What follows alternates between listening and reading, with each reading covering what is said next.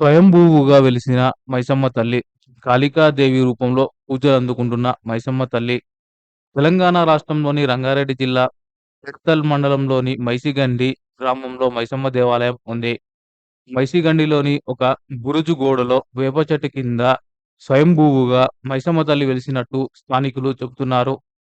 కాళికా రూపంలో మైసమ్మ పూజలు అందుకుంటుంది. సుమారు 20 అడుగుల పొడవున్న మైసమ్మ విగ్రహం భక్తులకు దర్శనమిస్తుంది. 2, 3 దశాబ్దాల నుంచి మైసిగండి మైసమ్మ ఇక్కడ పూజలు అందుకుంటుంది. 2001లో 72 స్తంభాలతో ముత్యాల మండపం నిర్మించారు. ఆలయంలోని స్తంభాలపై ఉన్న సింహాలు అమ్మవారికి నమస్కరించినట్టు కనబడతాయి.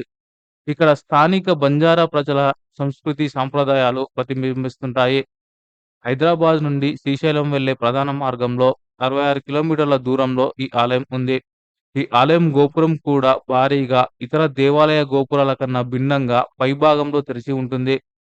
వారాంతంలో ముఖ్యంగా బోనాలు, జాతర సమయాల్లో ఆలయ ప్రాంగణం సందర్శకులు, భక్తులతో కిటకిటలాడుతుంది. ఈ దేవాలయంలోని మహంకాళిని శక్తివంతమైన దేవతగా, భక్తుల పాలిట కొంగు బంగారమైన కోరికలు తీర్చే అమ్మగా స్థానికులు భావిస్తారు.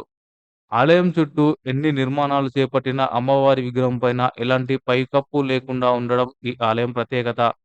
మైసమ్మను అర్చించిన వారు సుఖ సంతోషాలతో, సౌభాగ్యాలతో వర్ధిల్లుతారనే గొప్ప నమ్మకం స్థానికుల్లో బలంగా ఉంది. మైసమ్మ ఉన్నందున ఈ ప్రాంతానికి మైసిగండి అని పేరు వచ్చింది. స్థానికుల ఇలవేల్పుగా కొలిచే అమ్మవారి ప్రాంగణంలోనే అన్ని శుభకార్యాలు జరుపుకుంటారు. ప్రతి ఏటా అమ్మవారి బ్రహ్మోత్సవాలు అంగరంగ వైభవంగా నిర్వహిస్తారు.